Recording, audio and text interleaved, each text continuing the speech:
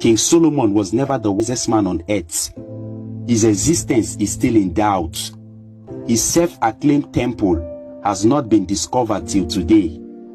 The Europeans taught African youths in the university that Socrates was a wise man because Africans are too exhausted to research their own African history. Before even the so-called Solomon of the Jews or Socrates of the Greeks, Africans had Ptah-hotep, an African Egyptian minister who wrote the oldest book in the world, titled The Maxims of Ptah-hotep. The book was an early piece of Egyptian literature meant to instruct young men to have an appropriate behavior. According to Ptah-hotep in 2300 BCE, the wise is a person who acts with Mahat, and Mahat is the Egyptian goddess of truth, justice, balance, and order. And such person is free from falsehood and disorder.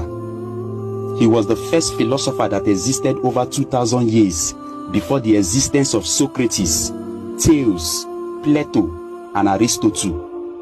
But our philosophy department in schools will never talk about him because it is a colonial school. And colonial schools are meant to tell you that your ancestors are inferior. When the Romans invaded Kemet, that is, when the Romans invaded Egypt in 30 BCE, they had most of the Egyptian documents, that is, Egyptian papyri, destroyed.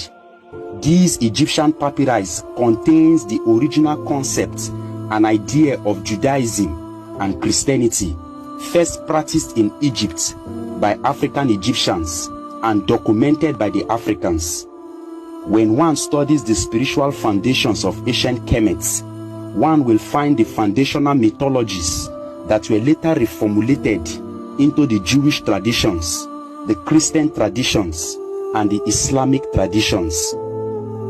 Now, when the Africans were worshipping Aten, the first monotheistic god worshipped by Pharaoh Akhenaten and his wife Nefertiti of the 18th dynasty, there was no Judaism, there was no Christianity, there was no Buddhism, and there was no Islam. If you go to Egypt today, you will find all the architectural elements of Solomon's temple in every temples in Egypt.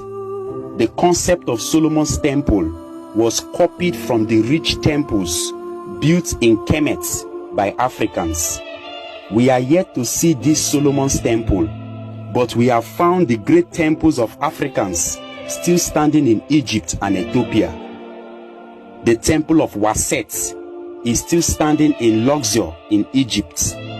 The great temple of Amen or Amun-Ra, where Africans chanted Amen at the end of their prayers while worshipping the Egyptian sun god, is still standing in Egypt. The temple of Khnum, the Egyptian god who made man and his spirit over 5,000 years ago, is still standing there in Egypt. We are yet to see the temple of Solomon. We can find evidence of ancient African spirituality, but none from these mainstream religions. It shows that these mainstream religions were copied from African spirituality.